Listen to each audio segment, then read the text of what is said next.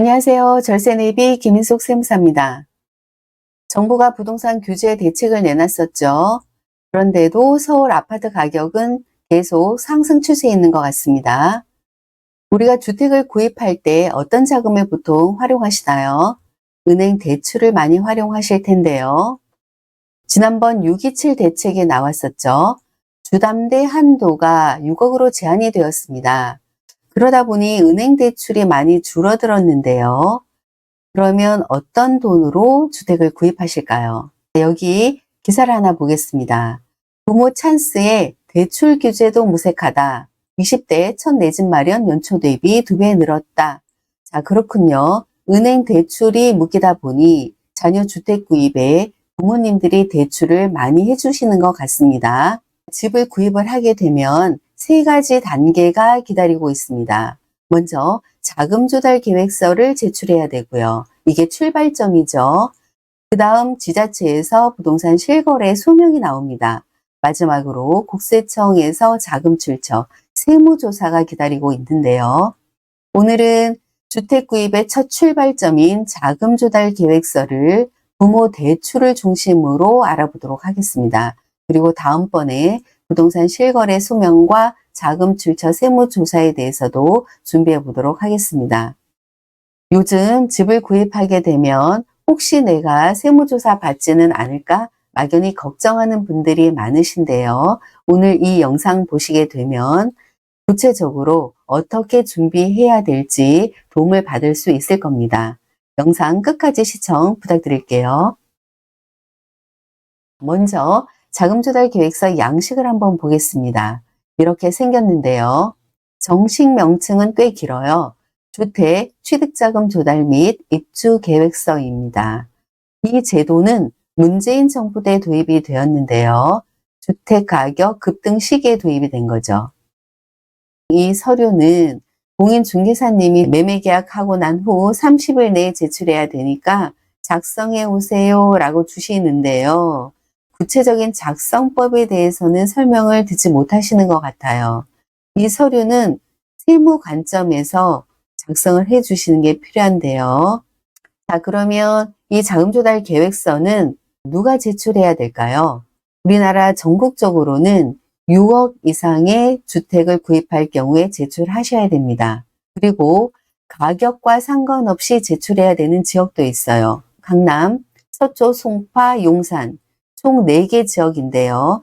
후기 과열지구, 조정 대상 지역이죠. 이 지역에서는 자금 조달 계획서뿐만 아니라 증빙까지도 제출하셔야 됩니다. 더 꼼꼼히 들여다본다는 얘기겠죠. 자금 조달 계획서를 제출하지 않는 주택도 있습니다. 어떤 주택이냐? 경매로 취득한 경우와 주거용 오피스텔의 경우는 제출하지 않아도 됩니다. 다만 자금 조달 계획서 제출하지 않는다 해도 부동산 실거래 소명이나 자금 출처 조사가 면제된다는 부분은 아니니까 이 점도 염두에 두셔야 하겠습니다. 자금 조달 계획서 양식 중 11번 그 밖의 차입금, 이 항목을 당국에서 가장 신경 써서 보고 있는데요. 부모 대출, 친척 대출, 지인 대출이 해당되겠습니다. 부모 대출과 관련된 사례 하나 보겠습니다. 이 사례 보시면 자녀가 부동산을 구입을 했는데요. 자녀는 유학 중이었어요. 구입 대금은 부모 계좌에서 출금이 되었어요. 자녀 계좌에서 출금된 부분이 없어요. 세무조사를 받게 되었고요. 막대한 증여세가 추징이 되었는데요. 자녀는 이렇게 주장한 거죠. 저는 부모님한테 돈을 빌린 거예요.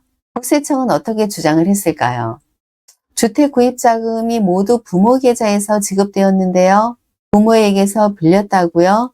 차용증의 신빙성이 부족한데요. 소급 작성한 것 같아요. 그러니 증여에 해당이 됩니다. 그래서 증여세가 부과가 된 거죠. 도세심판원에서는 어떻게 결론을 내렸을까요? 부모 명의 금융계좌나 은행 대출을 통해서 지급이 되었다. 자금 조달을 모두 부모가 한 거네요. 그리고 자녀는 취득 당시에 일정한 직업이나 소득이 없었어요.